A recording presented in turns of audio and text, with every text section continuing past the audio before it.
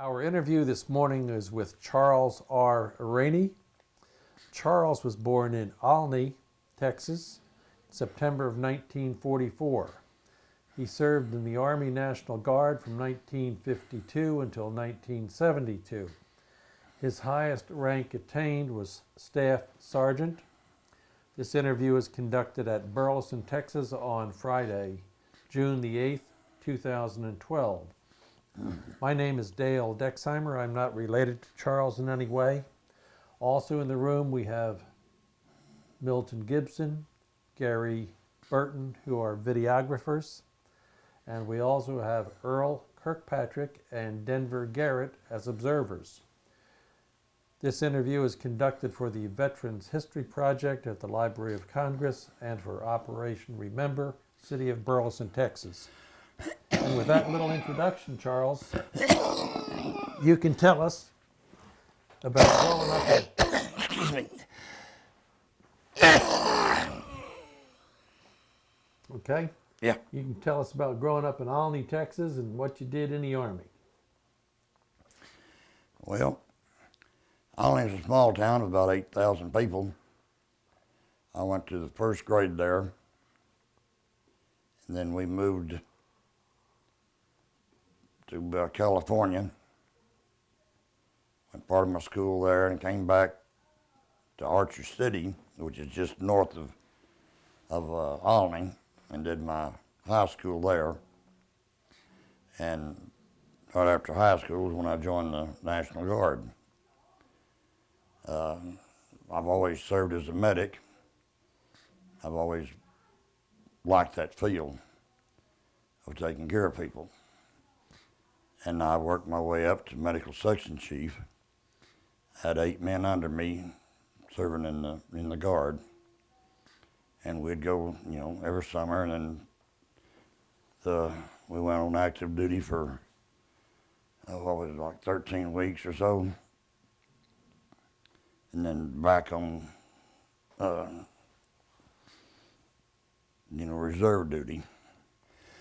But I thoroughly enjoyed it. I loved the work of medicine, and I'd have probably done it all my life if I could have found a good paying job at it. But after that, I went into manufacturing industries, building drilling rigs. Mm-hmm. And I was supervisor over the inspection department. If I inspected a rig, it had to be right. Because if it failed, it was my life that was on the line. I mean, I signed it off as good, and if it failed and killed somebody, I could have been prosecuted. So I made sure that when a drilling rig went out, it was good. And I enjoyed that work. I don't really enjoy this retirement with too much time on my hands, but I guess a lot of people have to go through that. But I've met lots of interesting people here, and a few friends that I enjoy talking to and everything. And my life's just been kind of like one happy-go-lucky place. I love to smile, I love to joke. You hardly ever see me with a frown.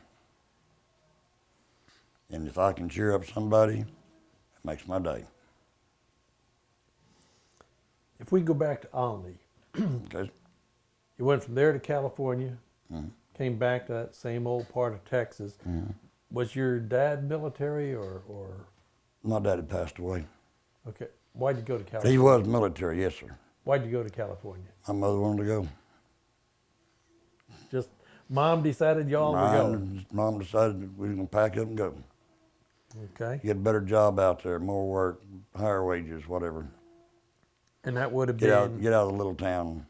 would have been in the 50s. Yes, sir. We moved to just outside of Sacramento. You have brothers and sisters? I have a brother and 2 sisters.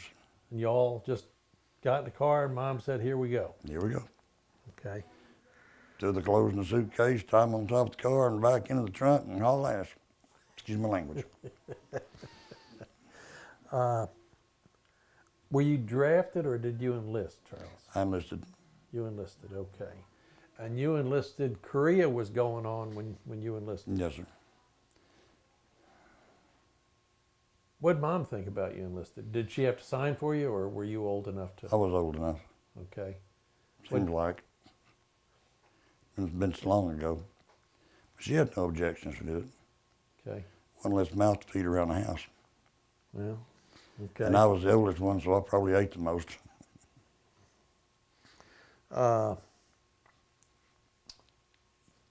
Any particular reason? Well, you said you like this medical field. You've always liked this medical field. Any particular reason, why maybe you would be directed?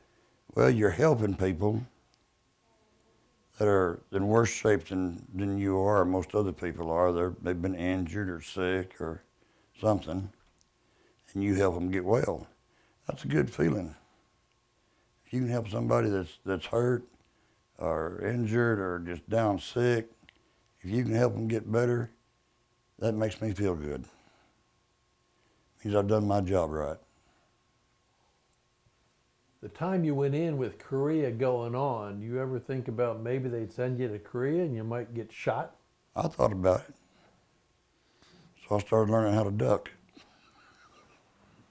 Pretty good answer. You enlisted, where'd you go for your basic? Fort Hood. Fort Polk. Louisiana. Fort Polk, Louisiana. Okay. Hellhole of the world.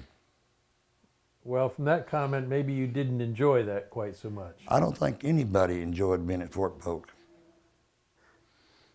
There must have been some good things. Yeah, mosquitoes and swamp but I enjoyed it.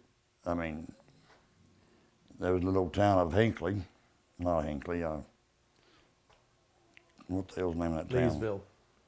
Leesville is. Leesville, yeah. Hinckley's in the desert, in the Mojave Desert. I lived there for a while too. Basic was an all new experience for you, I guess.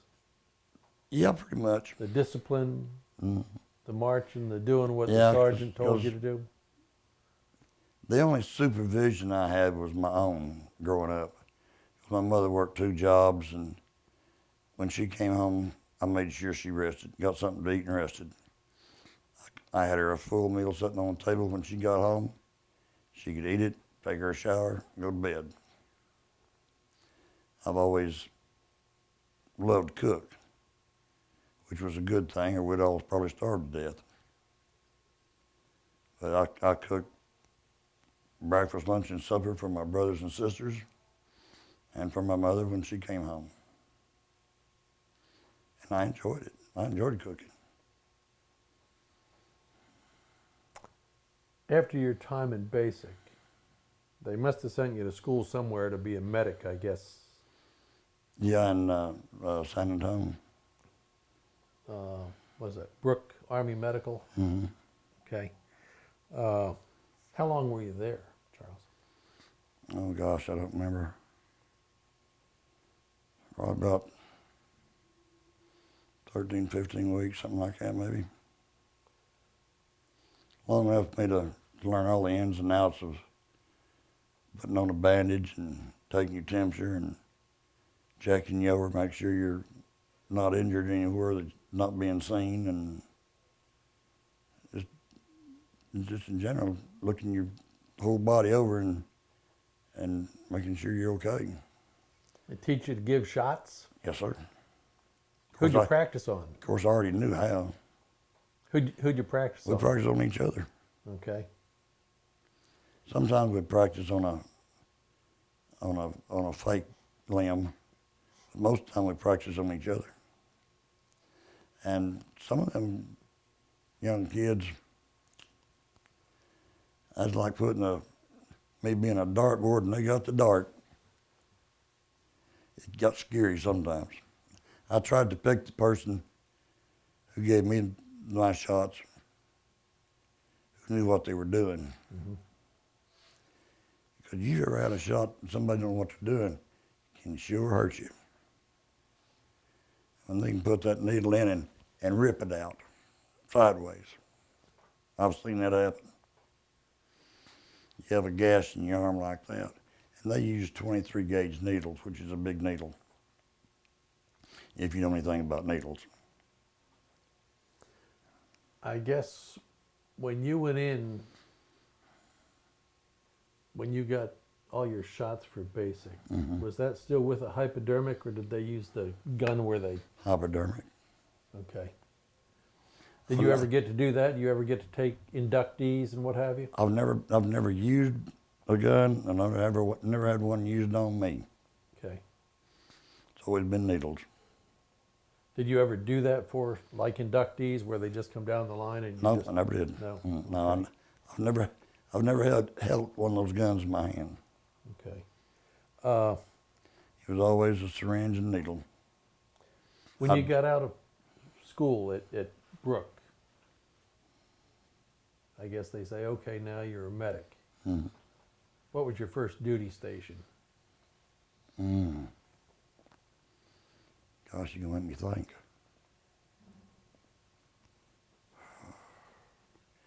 I guess they sent me back to Wichita Falls. In the, what was it, 121st Field Artillery. Was that an active unit or a reserve unit? It was a reserve unit at the time, yeah. Okay. You said at one point in time you worked your way up to the point that you had 8 guys working for you. Yes, sir. Would that have been something like a MASH unit that we see on TV?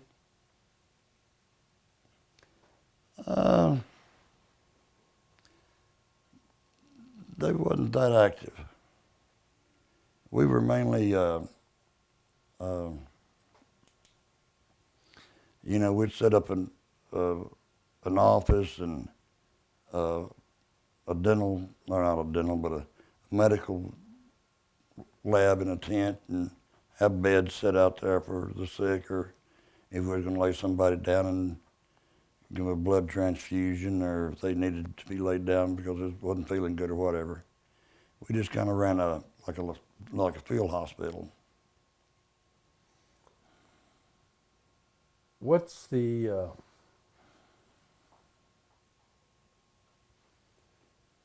worst thing you ever saw come into your little field hospital?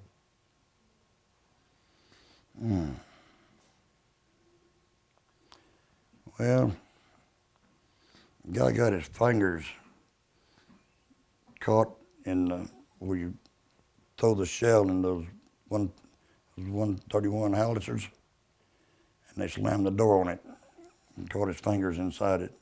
Just chopped them off right there at the knuckles. And he just come in with that much hand and a thumb, because that door just snapped them all off. So what did you do for him, Charles? We bandaged him up and got the bleeding stopped, and then the doctor came and tried to reattach the fingers, but I think they ended up having to just take them all off. I didn't see him much after that. They shipped him out to a hospital. He came to you when you were in like a tent? Right, it was like field artillery. Okay. Your typical day, you go to this tent at like 8 in the morning? Probably earlier than that. 6? Yeah, Whatever. probably about between 6 and 7, yeah. And then you were there until? 6, 7 o'clock. You have a steady stream of customers pretty much during the day? Pretty much, yeah. You have lax periods, but you generally stayed pretty busy. When you got people in there, you got to keep checking on them. And of course, there's always forever ending paperwork. You got to write a case history on everything that comes through, and make sure it stays in their folder and with them, wherever they go from wherever I'm at to wherever. It's all got to go with them. You were in the Army when the days when there was a folder for every guy that was in the Army. Yes, sir. Somewhere when this artillery unit went to exercise, all of those records had to go along? Yes, sir. And you manually marked these records? Yes, sir. I think the age we're in today, people don't think about that Right. and what a hassle that was. Yes, sir. It's quite a hassle. Because if you had 15 patients in a tent, you had to write what happened to those 15 people every day, every shift. You know, like from 6 to 3 to, every 8 hours. Somebody had to write a report on each and every one of them people. It had to be handwritten, because that's all we had. But you wrote a report on every single person you had in that tent. How their outcome was, how they were doing, if they were getting any better, if they was getting any worse. A person could open up their chart and see what their condition was. Then they could go look at them and see for themselves. You were doing this in the mid-50s? You have both officer and enlisted come into your facility? Yes, sir. Yes, sir, we handled them all. Was the Army integrated then? Yes, to a degree. To a degree. Whenever we'd see an officer, we'd take care of his first needs, and then we'd ship him on to a higher, different company or hospital or someplace where it'd be more comfortable for him. And you took care of black, white, Asian, Indian? Didn't matter what they was. Okay. If they was walking on two legs, we took care of them. You ever go overseas, Charles? No, sir, never did. I Okay, hated so that. I'd love to. Yeah. Okay. I tried many times. Being in the medical field, were drugs a problem at that time? No, sir, we didn't have a big drug problem. In the Army units that you served with, you didn't have a drug problem? No, sir. Okay. That was just before it all started. You had narcotics, though. Yes. You had some heavy-duty stuff, I guess. Oh, yeah, sitting right there on the table. Anybody could have picked it up and used it. You didn't keep it in a locker or a Sometimes safe or whatever? Sometimes we kept it in a lockbox. But if we was using it with several people, it was just sitting on the table. Anybody could have just walked by and picked it up. What would that have been? Codeine or morphine or Mainly morphine. morphine as And a a lot- painkiller? Painkiller, yeah. We was forever using it. You administered morphine basically as a painkiller. How do you know what dosage to use, Charles? Well, the doctor would say how much to give them. Okay. So And I would tell one of my medics how much to give them. there was a doctor attached to this Yes, sir. tent unit that you were in? Okay. Most of the time. I'd say probably 95% of the time we had a doctor. That was always handy. If he wasn't there, I could pick up the phone and get to him. Drugs are one thing. What about cigarettes? What percentage of people in the Army smoked, do you think, back then? Probably 98%. Me included. Almost everybody. Yep. Hell, I smoked 3 packs a day. Did you get any free cigarettes back then? Free cigarettes? Yeah. No, would have got them real cheap. Well, you got them post-exchange, I guess. Yeah, like $2 a carton. Was there ever any concern about what cigarettes long term did to you in the 50s? Not really.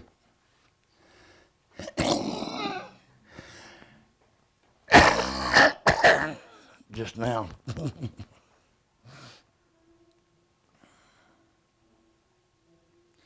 No, we never even considered that back then. Everybody did it. It was just like taking a drink of water. Just as common as taking a drink of water.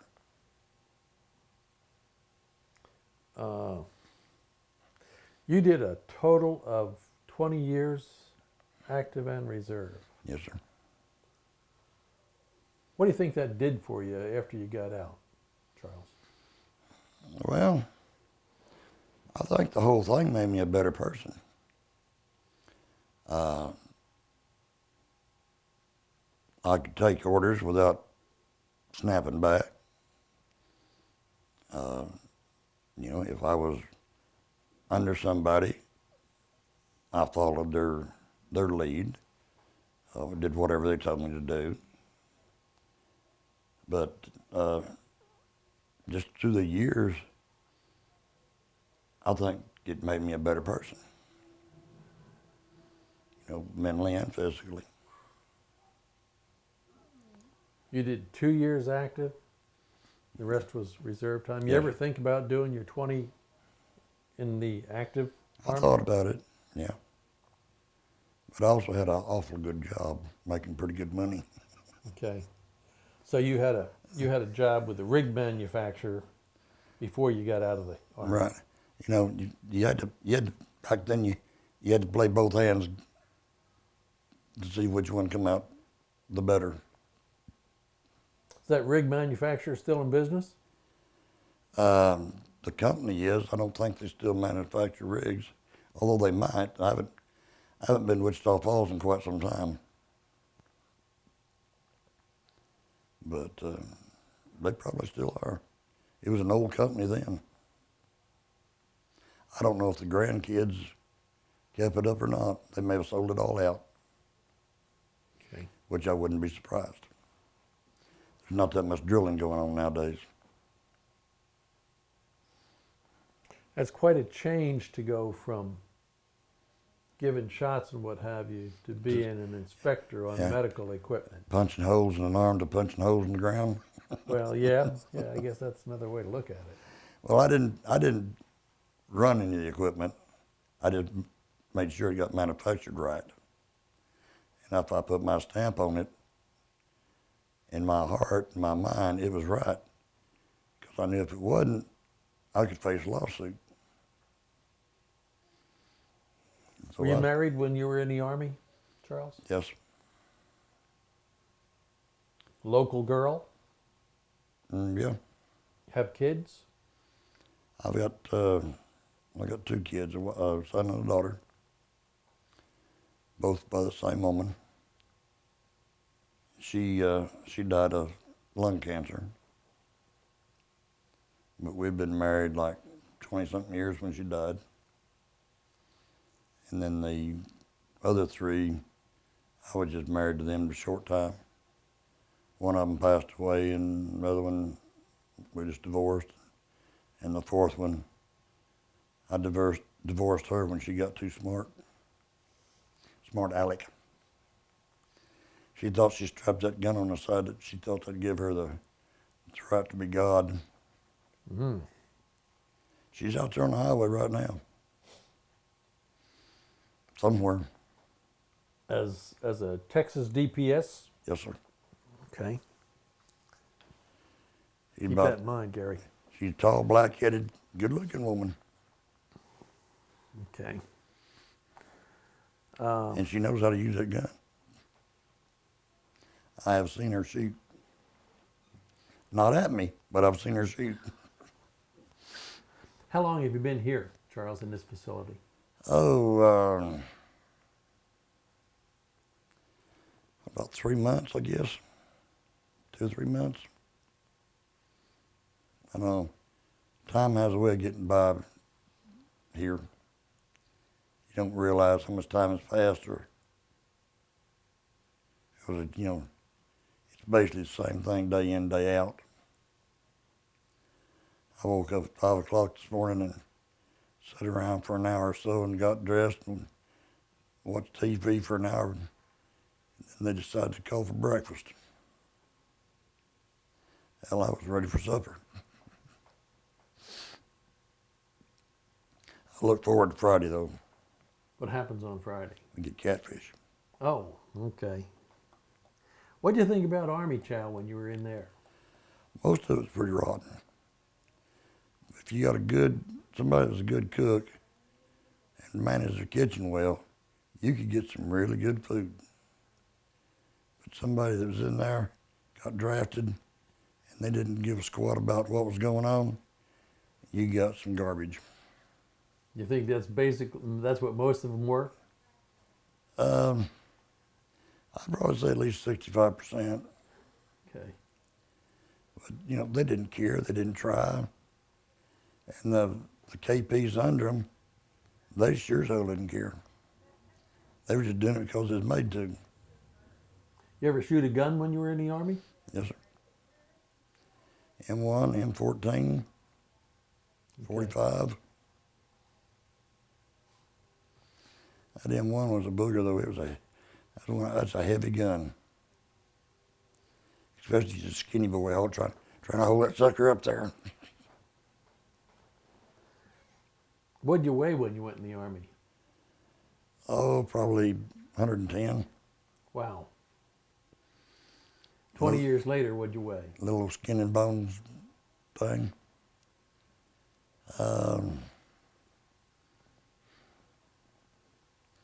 Maybe 140, 150. That's when I started putting this on. Is there a little beer in there? And there's a lot of beer in there. Oh, okay. I could start my own brewery if I could get it out. But I've had that baby for a long time. I'd like to get rid of it now, but it's hard as a rock. Let's talk an exercise a while ago. We're going to do the exercise. Push your belly in. I said, I can't. Yeah, you can't push it in. I said, you come push it in. I said, that baby's hard. Well, Charles, I'm about out of questions, sir. A lot of times it takes my breath with it. Your belly does? It presses down on my lungs. I guess it all gets to working around. My lungs are a lot smaller than my belly, so it gets taken over. And being a medic, you understand that stuff. Yeah. And I try. I eat small meals. I eat very small meals. But I guess it all goes right to the fat. Or whatever that is in there. Mm-hmm. Well, let's say it's all muscle. Yeah, but I try to walk a lot. But I've been having a lot of spasms in my hips and legs and my back. That's why I'm in this wheelchair right now. Because it kind of hurts me to walk. So I do what I can do. When I feel better, I don't use a chair. I mean, I just kind of go with the flow as to how I feel. If I'm hurting, I'm going to take care of that hurt to where, it doesn't hurt me. I'll get in a position somehow, and it's like this chair or whatever, to where I can ease that pain and let the muscle ease itself and, get back to work and stand the pressure of a person standing up walking. Charles, let me go back to when you were in the service. We had a thing earlier this morning that reminds me. How many different uniforms did you have when you were in the early 50s?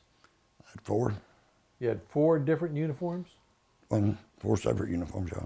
Okay, which would have been... Not different services, just 4 different. Right. At one What did time. you wear in the wintertime? They were all the same. They were all the... Yeah, a lot of people had wool ones. Right. I never did like wool. Okay. You had your choice? Well, all I ever wore was just the regular khaki uniforms. They were plenty warm enough for me. Okay. And of course, I had that big old field jacket. If I got cold, that big sucker would warm me up. I think that field jacket weighed 35 pounds. If we go back to the 4 uniforms, you had working khakis. They were all the same. They were green. They were green. Oh, you had 4 sets, but they were all Yeah, the same thing. right, Okay, right. I'm sorry. Yes. I didn't understand that. Okay. Yeah. I didn't have 4 different kinds of uniforms. They were all the same. Right. Did you ever have to go like a march in a parade or whatever? Yes, sir. Of course, then we had our dress greens. Okay. When you went on, well, leave, I guess, whatever the Army term is, you wear those khakis? Mm-hmm.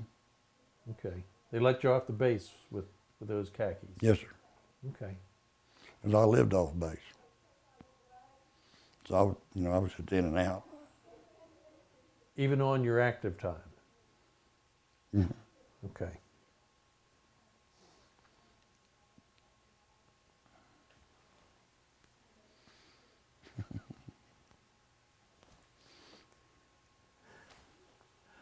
Okay. Charles, we appreciate you taking the time to come visit this It's a morning. pleasure. Appreciate your time defending us. Hope And, this does you some good. we've done enough, Charles. Really, everybody's got a little different story, Oh, sure. and you put them all together, and you hear a lot of what it was really like to be Right. in the Army. Not many kids today go in the Army. Oh, no. It's almost unheard of. I enjoyed it myself. I enjoyed the camaraderie. Most of the people I was in the Guard with, we went to school together, worked together on outside jobs away from the Army. We knew each other in private life as well as military. And it made a big difference. And, it wasn't like getting thrown in there with 200 strangers. You weren't in there with a bunch of guys from New York. You were all Right. from We were all right there. North Central Texas. Right there from North Central Texas. Yeah. Okay. Well, good. Thank you, sir. Yes, sir.